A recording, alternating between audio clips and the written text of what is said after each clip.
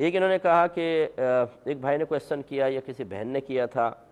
کہ بعض اوقات والدین ایک اولاد کی خاطر اپنی بقیہ اولاد سے ضد باندھ لیتے ہیں، یعنی وہ زیادہ چہیتا ہوتا ہے تو باقی سب کی ایک طرح سے دشمنی بنا لیتے ہیں، اور کہتے ہیں کہ پھر ان کی کوئی ضروریات پوری نہیں کرتے، نہ ان کی تعلیم کا خرچہ دیتے ہیں، نہ اس طرح کرتے ہیں، اور دوسری اولاد بسا اوقات خودکشی کی کوشش بھی کر چکی ہے ان کے اس رویے کی وجہ سے، تو ایسے والدین کے لیے کیا شرعی حکم ہوگا؟ تو انتہائی دائرہ ادب میں رہ کر میں یہ گزارش کرتا ہوں، کوئی بچوں کو خدا نخواستہ والدین سے باغی کرنا مقصود نہیں، اس پر بھی ہم چند کلمات عرض کر دیں گے آخر میں، لیکن میرے آقا صلی اللہ علیہ وسلم نے والدین کو مخاطب کر کے واضح طور پہ فرمایا کہ اپنی اولاد میں عدل و انصاف سے کام لو، یہاں تک کہ بوسہ دینے میں، یعنی اگر ایک بچے کو ایک دفعہ چوما ہے تو دوسرے کو بھی چومو، اگر ایک کو 2 بوسے دیے ہیں تو دوسرے کو 2 بار پیار کریں، تاکہ ان کو احساس محرومی نہ ہو، والدین کی طرف سے کسی غیر منصفانہ رویے کے بارے میں ان کا ذہن نیگیٹو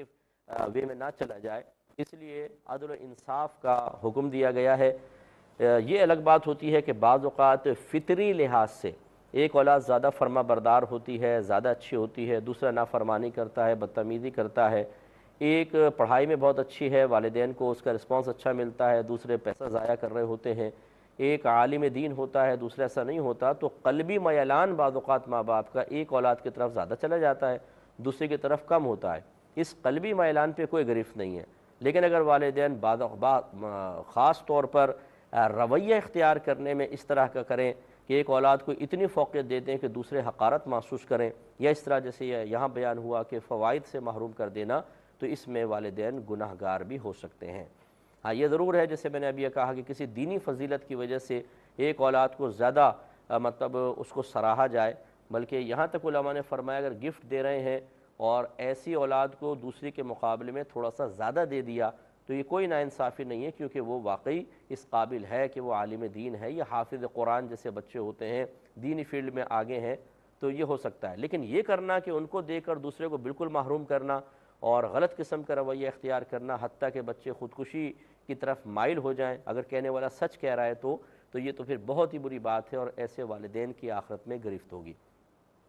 تو اچھی طرح یاد رکھیں کہ بعض اوقات والدین یہ سمجھتے ہیں کہ اولاد ہم سے بدتمیزی کرے گی پکڑی جائے گی، اولاد اچھا رویہ اختیار کرے گی ان کو بہت ثواب ملے گا، درجے حاصل ہوں گے، جنت ان کو حاصل ہوگی، لیکن وہ اپنے رویے کے بارے میں غور نہیں کرتے کہ ہم کیسا رویہ رکھیں گے تو جنت ملے گی، اور کیسا رویہ اختیار کریں گے تو اولاد کی وجہ سے والدین بھی جہنم میں جا سکتے ہیں، وہ اس پہ توجہ نہیں کرتے۔ ان کا رویہ بعض اوقات بہت ہی تلخ قسم کا ہوتا ہے، ناانصافی والا ہوتا ہے، ایک پر بہت زیادہ مہربان، دوسرے کے اوپر بالکل مہربان نہیں بلکہ بالکل ستیلوں والا بعض اوقات سلوک کرتے ہیں، یہ یاد رکھیں حرام اور گناہ کبیرہ ہے، اور ایسے والدین اچھی طرح یاد رکھیں کہ شرعی احکام یا جو اللہ تبارک و تعالیٰ کی طرف سے پابندیاں ہیں، یہ وہ صرف اولاد کے لیے نہیں ہیں، وہ والدین کے لیے بھی ہیں۔ جس طرح اولاد بروز قیامت جواب دہ ہے اگر اپنے حقوق میں کوتاہی کی مرتکب ہوگی، اسی طرح والدین بھی جواب دہ ہوں گے اگر انہوں نے اولاد کے حقوق میں کوتاہی کا ارتکاب کیا ہوگا۔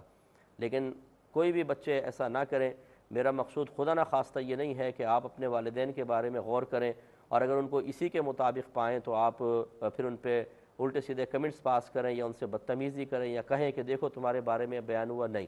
اولاد کے لیے حکم یہ ہے کہ وہ اپنے والدین کی ناانصافیوں پر اور غلط رویے پر صبر و تحمل کرے، اللہ تعالیٰ کی بارگاہ میں دعا کرے کہ اللہ تعالیٰ ان کو ہدایت عطا فرمائے، سخت لہجہ نہیں کر سکتے، آنکھوں میں آنکھیں ڈال کے گفتگو نہیں کر سکتے، بلکہ ادب یہ ہے کہ انہیں ان کی غلطی کا احساس اس انداز سے نہ دلایا جائے کہ ان کی دل آزاری ہو،